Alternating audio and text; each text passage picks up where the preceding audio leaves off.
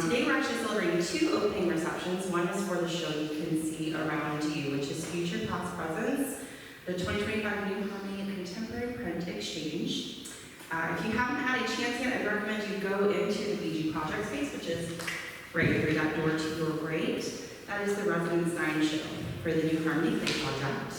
And it features a showcase of artwork made in the past year here in town. I will keep this short, but I would be remiss if I did not thank everyone who was instrumental in realizing this exhibit here today. So first and foremost, I just want to let all of you know that this is our 50th anniversary here at the New Harmony Gallery of Contemporary Art and 40th anniversary with the University of Southern Indiana. We have a lot of exciting events happening through the year, including a 50th commemorative exhibition this fall. So that's going to open on September 6th. I welcome you all back for that. I also invite all of you to check out our website, which is USI with the .edu ending and a /NH gallery for the New Harmony Gallery. You probably figured that out. We also have a social media platform as well. You can go on our Instagram, which is at NHGCA, if you'd like to follow events and exhibitions and upcoming programming. For this exhibit in particular, if you have not had a chance yet, we have the press release and the checklist available that are available for you. Here in the alphabet. So you can, here in that little corner right behind you to the back right, you can pick up a press release and a checklist for the show, as well as for the Residence 9 exhibition in the project space. So if you have any questions about artworks, want to know more about how they were made, want to know more about who the artist is, it's available on those sheets as well as here in the little holder in that space in the doorway. There's also an interactive activity that I welcome all of you to add to in the alcove. I will let that speak for itself. So again, it's an honor to host this exhibition, and I particularly want to thank John or JP Begley, who's seated in front of you, and Brett Anderson for their hard work in realizing this show. Can you give them a round of applause for all of their...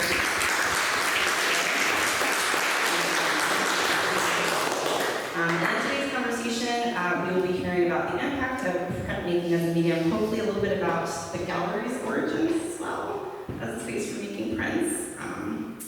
So I just want to also thank USA student Jenna Norick, who is our standards fellow, who helped realize this show as it is around you, and Elizabeth Garland. Without them, these shows would not be here today. Just a brief introduction to our speakers who you're here to hear. So, JP Begley is impactful as the founding director of the New Harmony Gallery of Contemporary Art and Print Workshop. He is now currently based in Louisville, Kentucky.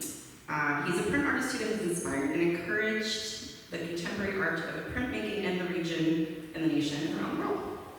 And I'd also like to introduce Brett Anderson, who's the Associate Professor of Printmaking at the University of Southern Indiana, also the Director of the Mac Pace Art Galleries on campus. So these 2 seasoned art professionals in front of you are not only artists, but also exhibition organizers themselves. So it is an honor to have them here. I'm going to let them speak. When we're done, I'd love if anyone has any questions, I will walk around and you can speak into them. I can ask them your questions so that we don't miss anything. Okay, and with that, I'll hand it off to Brett because you're looking at me. So here you go. All right, can everybody hear me? I want to thank Audra for suggesting doing the portfolio as part of the 50th year celebrations. From what I know about the history of the gallery, that printmaking and that kind of democratic, ecumenical, social aspect of the media has always been really important to the gallery. And I think that's a great way to bring artists to the contemporary art to the space. I want to take a little bit of time to again recognize the artists who are here, who are participating. I know that at least John brought a contingent of people, so if you're in the show, raise your hand just so the other people know.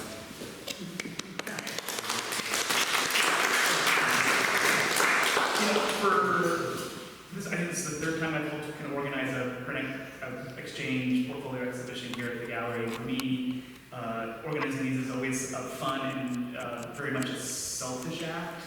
You know, the act of portfolios is usually a way for artists to also kind of act as curators, but also collectors. So very much inviting people, trying to figure out like, ooh, this, if I invite this person, I might get their print in the exchange. So, we can see a lot of the artists, a lot of them do have ties to Evansville, New Harmony, the region, whether they've taught here, whether they've had connections, or whether they just kind of live fairly close by. And if you have specific questions about those artists, I can probably go through at some point. We could do that.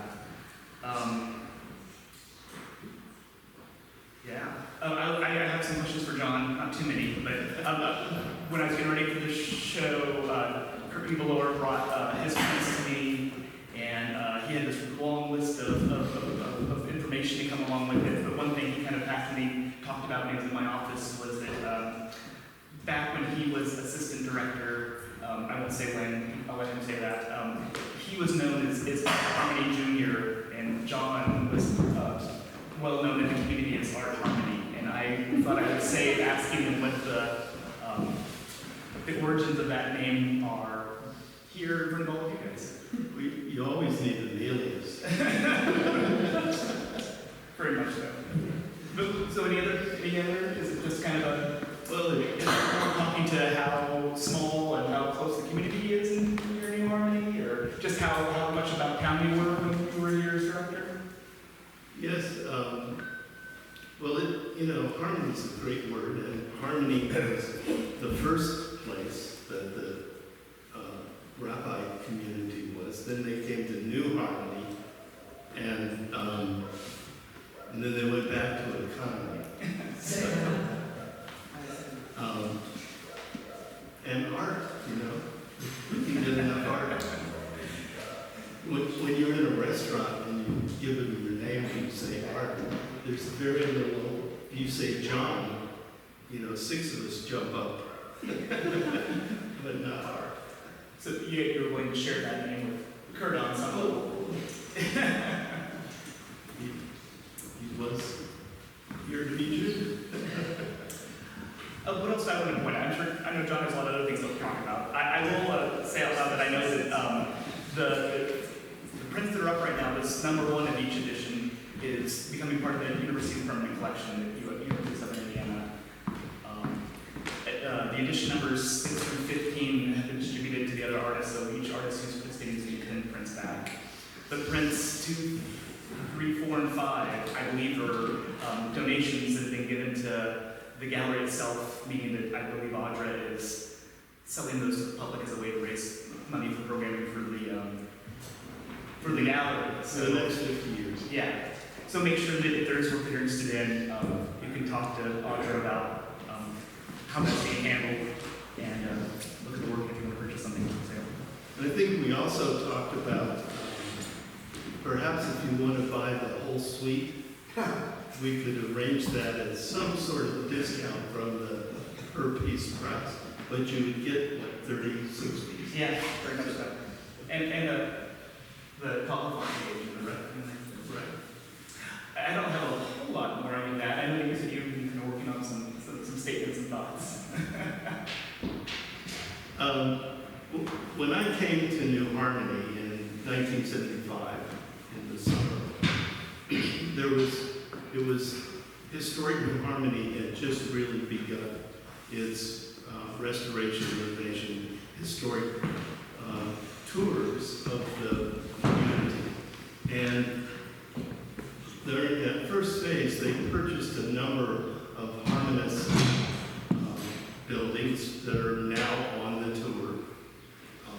And they also bought empty buildings on this Main Street section of the town. So this gallery at that point was empty.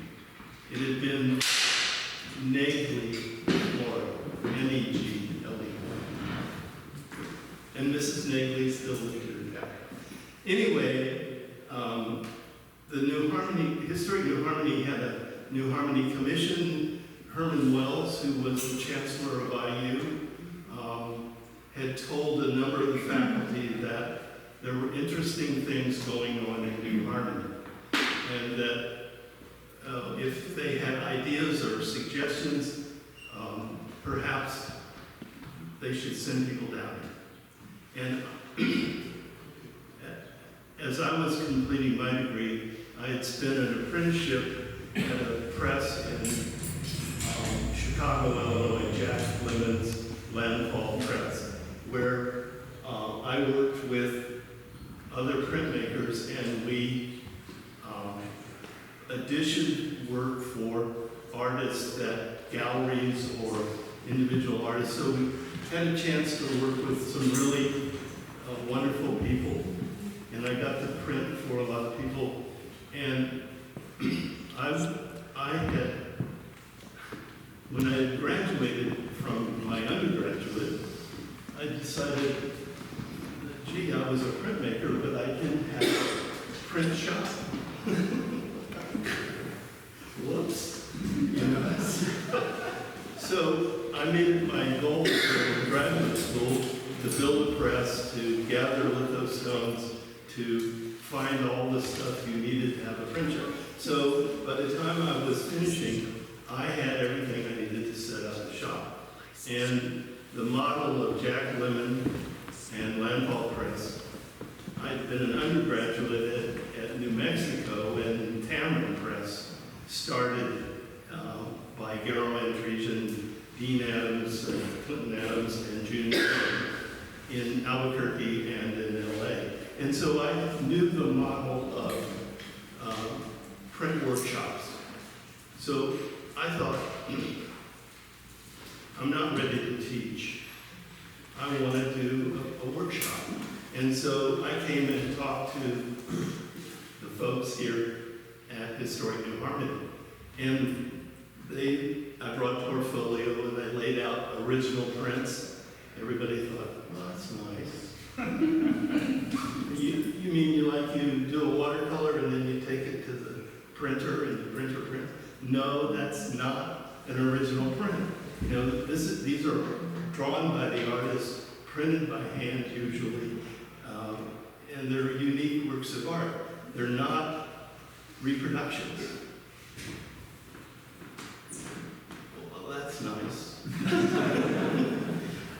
And so how would we be involved? And I said, well, you know, if you want artists to come here, you could offer them a residency. You've got houses and housing and things like that, and you could commission them to make a print with me, and we would edition it, and then you give the artist half the edition, which is standard in a lot of cases, and keep half to sell for yourself for Historic New Harmony. That's nice. And so I was about to leave, and Jane Owen came in the office, and she saw one of my prints, and she liked it. And so she drug me out of the office meeting in front of the president at the time of Historic New Harmony, and took me over to one of her houses, and said, take that down, John, and put your piece right there. Well, this is pretty good. And then I went over the mantle to lift this piece off, and it was a very famous artist that I took the piece down and put my piece up. So I was very encouraged. You won't tell us the name of the artist? Yes. Ellsworth Kelly. That's a compliment. It's a hero, you know. She brings me back to the office, and now the president of Historic New Harmony was a little more interested because he knew where his bread was buttered. You know? So, and he says to me, well, I don't think we really want to get into the print business, but can you run a gallery? And I made a mistake or the joy of saying, well, sure. What's a gallery? You know? So they proceeded to show me the space, and things progressed from there. And by the end of August, my wife and I moved to New Harmony and started the gallery in this space. That space, in those days, they were putting in a computer system to run the tickets. They had to build a floor that was 18 inches off the regular floor so that air could circulate under this big machine that had these tapes. That was computer business in 1975. And that was out of date about 3 years. And we inherited the second side of the gallery at that point. Right. And I don't know if everybody knows how long were you here? Until 1983, so 8 years. But the history of prints in New Harmony, I mean, 50 years is remarkable, and it's remarkable because of this place, not because of me, and lots of other really good directors. Connie Weinzapfel was director, Kurt, Jonathan Sword, who worked for me, April Vasher, Blake Cook, Erica Myers, Gary. So there have been a succession, and now Audra, and they've all been young, energetic, ready to do stuff people, and have kept the gallery lively since that time. But the place, I think, is special because there's been a history of printing in this community from the Owen period. The boatload of knowledge, everybody knows here, I assume, that Robert Owen brought a keelboat down the river from Pittsburgh. On that keelboat was an artist named Charles Alexander Lesueur, a Frenchman who was excellent, who'd gone with the French expedition that went around Australia, and he was the second artist on that. He was the apprentice artist on that particular voyage. But he collected, and almost everybody on the voyage died, but he and his other artist friend got back to France with 100,000 objects, stuff, collections. If you go over to the Working Men's Institute, you can still see some of Lesueur's collection from here that did not go back to the Smithsonian, did not go back to the Natural Sciences, Academy of Natural Sciences in Philadelphia, or did not go with him back to France when he formed a museum in Le Havre, France. So, an important artist, but a proto-archaeologist, a biologist. There was another artist, scientist here that came with Owen, Thomas Say, and his wife was a printmaker, illustrator, Lucy Sister Say. And there was somebody that I just recently found out about named Cornelius Thibaut, T-I-E-B-O-U-T, who in late 1820s, early 30s, there was a book published of engravers in America. And there's more examples of Thibaut's work in that book than any other artist in America in the 1830s, in the period between 1800, almost 500 and some engravings.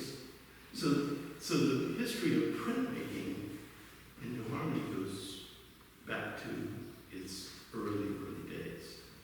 So, it felt pretty natural to have a printmaking background and operate the gallery, but also have the chance to work with artists. Can I ask you one more question? Sure. Then we can maybe open it up.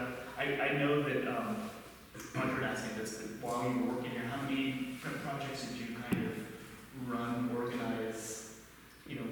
This portfolio kind of is tacking on to that, but over those few years. I don't know that I have an exact number. You can guess the name. Yeah. Well, Historic New Harmony decided, well, maybe we do one a occasionally publish a print. So we developed a contract where it wasn't me as John Begley's New Harmony Print Workshop, which I always maintained was a separate from the gallery. It was sort of my own business. You still got to pay the rents and drawers. Anyway, and the first one of those was a print by the architect of the Athenaeum, Richard Meyer. And that was a really special project because, it was his really first significant public building. He had a reputation for houses and things like that. But before New Harmony, he hadn't been contracted to build the High Museum or the Getty Museum or all the places that followed later in his career. So New Harmony was important career-wise to him. And we did a print, and again, using regional resources, we had contacts with Twin Rocker Paper Company, which is north of Indianapolis in Brookston, Indiana. And so they built a special sheet of paper that's 34 inches square, which is not a standard size, but it fits with the enamel panels that are on that building. So it was specifically sort of designed to echo the connection to the Athenaeum. And then we also, I was worked with historian, with Stephen Pace, here in the early days of the gallery, people would walk in and introduce themselves. One day, somebody came in and he shakes my hand and said, "I'm Robert, Indiana."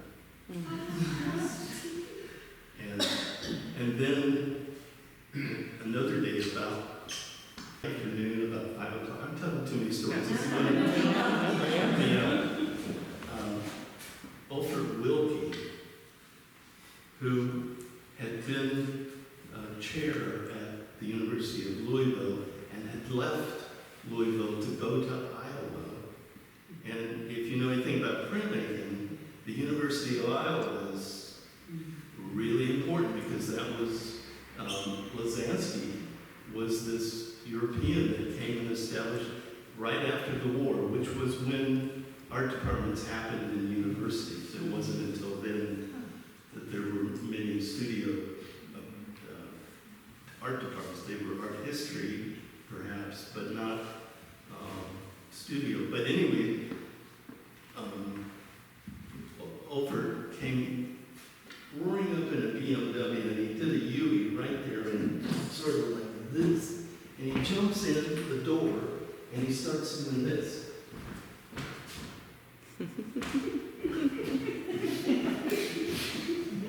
So I had to know who this guy was. I saw him first. And I knew who he was. He was the director of the Iowa Museum, as well as a significant artist in his own right. So that sort of thing happens here. I mean, Audra will have stories before long about who dropped in before or after one day here. So this place, it's sort of utopia, but utopia is a rough place. So anyway, I also had lots of friends who wanted to make prints, and so they would come down and spend a few days here with me or in town or come back and forth. And I also, at that time, the University of Evansville was running the clay studio here and had summer theater here and had a weaving workshop down the street here. And so they hired me as an adjunct instructor in printmaking because their printmaker had left. They'd gone to, so I adjuncted at U of E as a supplement to my.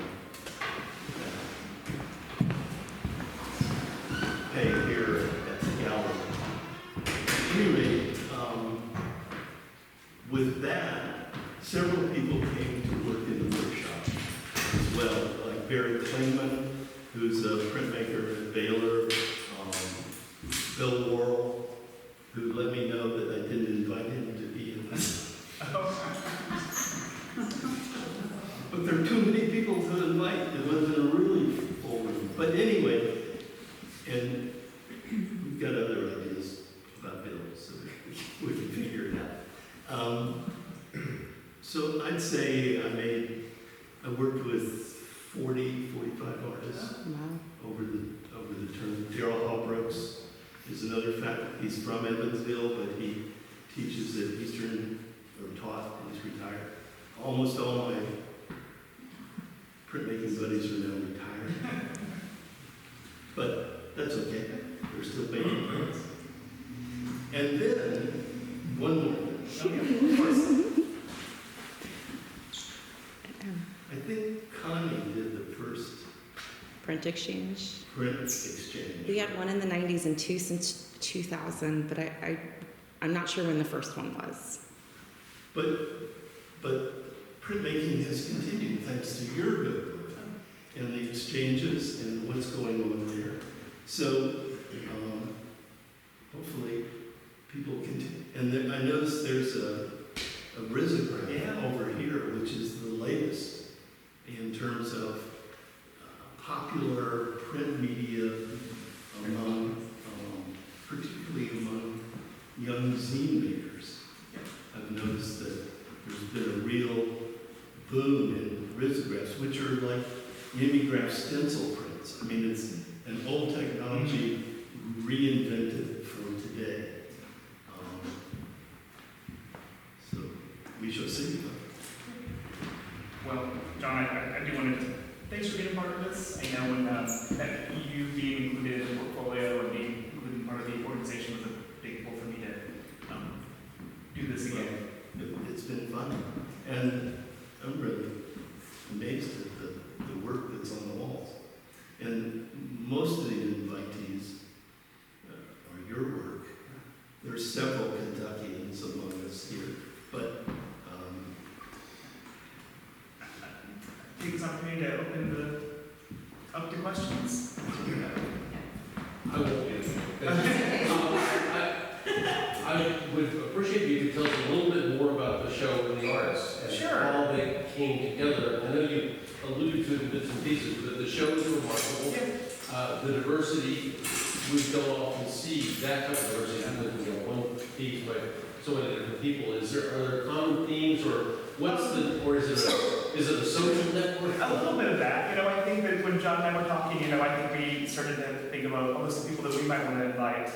And sometimes that's based upon place. Sometimes it's based upon kind of what's happened around me. I've just gotten back from a print conference, which are really, really common occurrences, and I have met a bunch of new people. And again, whenever I kind of organize portfolios, it's like, how can I open up my sphere of what I'm collecting and what I'm exposed to the community around me. So I would say that artists like Colleen and Sophie, who did the risograph, and her husband were all people I met recently at a conference, and just thought, oh, they're go people. Great examples to see for my students, great examples for the community themselves to see. And then because of the nature of how the portfolio is set up, I thought, oh, this might be a way for me to kind of trade work with them and kind of bring that collection kind of to the area. So it's kind of that gathering. But some of the artists that are included, Joe Duva, Kurt Maynard, are people who have either are teaching at or have taught at the university, and I feel like they would be invested to kind of want to be a part of the show. And I think that a lot of John's choices of who was being asked kind of work the same way. I know that EVLP, who's in the show, is just an artist that he's seen in the Louisville area that he's excited about and wanted to make opportunities happen for those artists and kind of bring those people in. We were trying to think about a way to kind of have a broad theme so that we weren't asking the artists to kind of bend their kind of conceptual aesthetics to themes. We thought something like that was fairly broad, like future, past, presence, is a way to kind of So that is the front yeah, and how they want to interpret that, some artists really kind of thought about the history of New Harmony, thought about Indiana itself, and some of them took it really, I think, kind of cathartically and internally. When I look at Catherine Pohl's piece on the end, I feel like she's thinking about herself in some ways with that context. So, and with all the artists, I haven't had much time to have dialogue with them and figure out what they were thinking. There's two of the artists that are sitting right behind you. I'm sure you could ask them how they interpreted that data. Other questions? One thing about printmakers and it's a communal activity in a way that a lot of studio is not. In the sense that there is usually a print shop, and often that print shop has more than one artist working in that because of the difficulty of putting all the. In some ways, it's like clay. You come here to work in the clay workshop because you don't have all that equipment at home, or it may have other equipment than what you have at home. Same with printmaking. And I think in the Midwest, we need networks. We need that encouragement of people in the region and around that you can have conversations with. If you come over to Louisville, you've got a name to call. If you go to Carbondale, you could call Joel Feldman. If you went up to Indianapolis, you could contact Marilyn Price. Those are all people at that time that I was new as artist, and I could then find out what was going on, what they were excited about, what was happening. We're in flyover country. The New York, LA, jet, and they don't stop here often unless you make a purpose for them to stop here, which is one reason the gallery wanted, that I felt like the gallery had a purpose was to bring artists in from other places as well as showcase Indianapolis artists with Carbondale artists or Carbondale artists with Louisville artists. But printmaking, I think, is particularly amenable to that. And that's why these exchanges are exciting, because, these are, other than the people I invited, these are all new things to look at.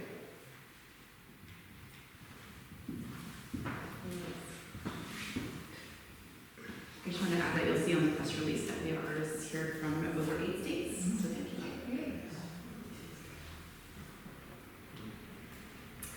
If you're too shy to ask questions to all of us, we'll both be here for a while. You can ask questions to us personally. And thank you, everybody, for being here.